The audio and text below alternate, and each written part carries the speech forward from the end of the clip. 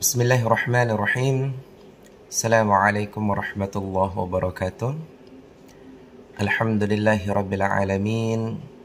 Allahumma salli ala sayyidina Muhammad wa ala ali sayyidina Muhammad. Amma ba'd.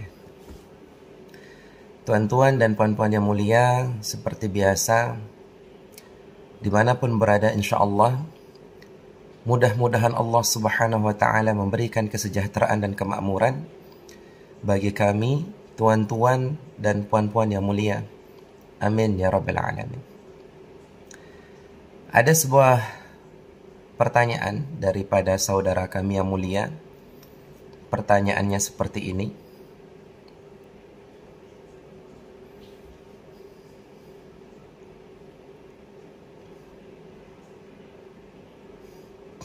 Baik.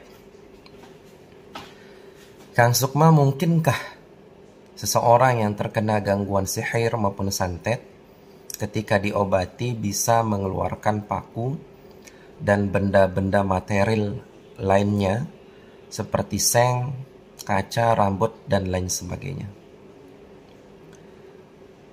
Jadi ada fenomena yang mungkin disaksikan langsung oleh saudara kami yang mulia atau menyaksikannya dalam beberapa media sosial ya. Baik, sebelum kita masuk, apakah mungkin seseorang yang terkena sihir atau santet bisa mengeluarkan paku atau benda material lainnya ya ketika diruqyah? Untuk memahami ini dulu, pertama-tama kita harus mengerti sihir itu apa. Ya. Jadi sihir itu adalah bahasa Arab. Ya. Sihir itu adalah sebuah media, bentuk kemusyrikan kepada Allah Subhanahu wa Ta'ala yang berlandaskan hawa nafsu untuk mencapai suatu tujuan. Ya, itu sihir. Secara garis besar, sihir itu terbagi menjadi 3. Pertama, ada yang namanya sihir marid atau sihir yang membuat sakit. Nah, sihir marid ini kalau di Indonesia sering dikenal dengan teluh santet ya. Kalau di Lombok itu namanya soke api, soke ai ya. Yang kedua ada namanya sihir mahabbah atau sihir yang mendekatkan atau yang membuat cinta. Nah, sihir mahabbah ini kalau di Indonesia kita kenal dengan pelet ya. Pelet jaran guyang ya, seperti itulah. Jadi mendekatkan antara penjual dengan pembeli, antara anak buah dengan bos, antara suami dengan istri, antara pacar dengan pacar. Intinya sihir ini membuat dekat gitu ya. Ini sihir mahabbah atau pelet. Yang ketiga ada namanya sihir tafriq atau sihir pemisah ya. Bisa memisahkan antara penjual dan pembeli, memisahkan suami dan istri, memisahkan anak buah dengan bosnya atau pimpinannya. Ya, intinya memisahkan. Jadi tuan-tuan nanti bisa cek di surat Al-Baqarah ayat 102. Jadi di sana diceritakan tentang sihir yang terjadi pada zaman Nabi Sulaiman alaihi salatu wassalam. Yang mana sihir ini memang dibawa oleh malaikat Harut dan Marut sebagai ujian ya, sebagai ujian kepada umat manusia. Namun syaitan atau jin-jin dari bangsa dari jin kafir ya, bangsa jin yang kafir itu menuduh bahwa Nabi Sulaiman adalah pelaku daripada sihir. Padahal jin-jin itu sendirilah pelaku daripada sihir tersebut. Jadi nanti lebih lengkapnya silahkan buka surat Al-Baqarah ayat 102. Nah, jadi sihir itu seperti apa? Buhul itu seperti apa? Jadi sihir itu seperti pisau. Ya. Jadi pisau ini tidak bisa bergerak kalau nggak ada yang gerakin.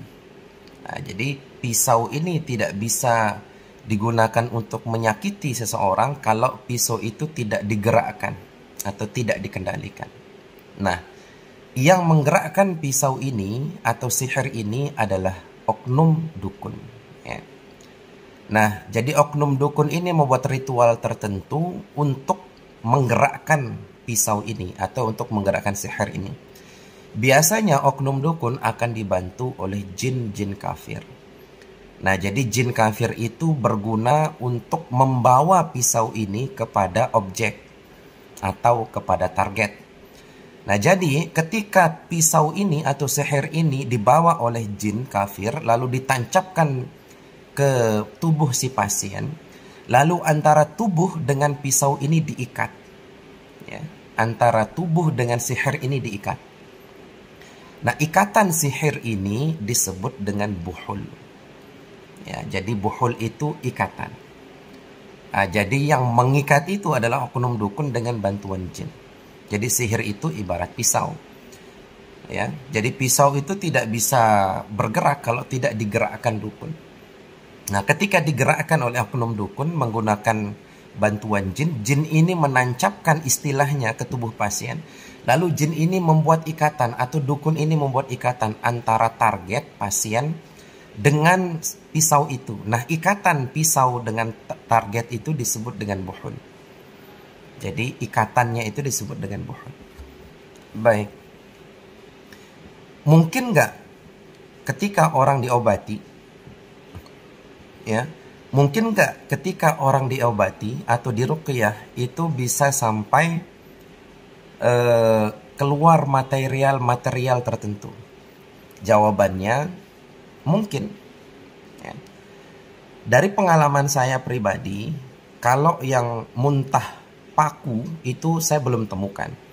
Tapi kalau yang muntah batu kecil atau daging hitam merah, ya, atau rambut, gumpalan rambut, itu pernah saya ketemukan.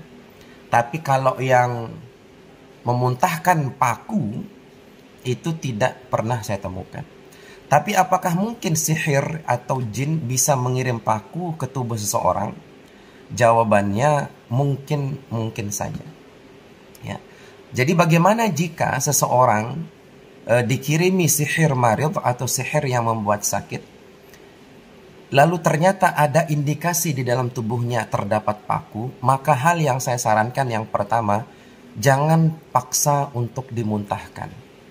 Tetapi dirongsen, setelah dirongsen, ternyata memang benar ada fisik paku di dalam tubuhnya atau material lainnya, maka saran saya dioperasi. Ya, dioperasi. Tapi memang ada beberapa kasus, ya, beberapa kasus yang memang paku itu dimuntahkan.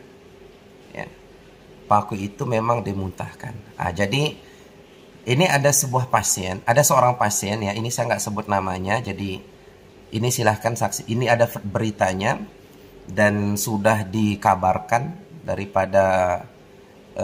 dari akun YouTube-nya Ustadz Muhammad Faizar. Nah, jadi pasiennya itu seperti ini. Nah, jadi hasil rongsenannya itu memang ada fisik paku di dalam badannya itu. Hasil rongsennya itu memang ada fisik paku di dalam badannya itu. Nah, jadi jin itu dengan izin Allah Subhanahu wa taala, ya, itu bahkan bisa memindahkan singgasana Ratu Balqis. Ya, apalagi itu paku, ya. Paku itu kan kecil, ya. Nah, tapi kalau dalam pengobatan sihir dengan menggunakan media telur, lalu dibelah telur itu ternyata ada pakunya, ada rambutnya. Kalau ini saya belum bisa percaya, ya. Saya belum bisa percaya. Tapi kalau real terbukti misalkan dirongsen di dalam tubuhnya itu memang ada paku, ya, itu memang mungkin saja bisa terjadi.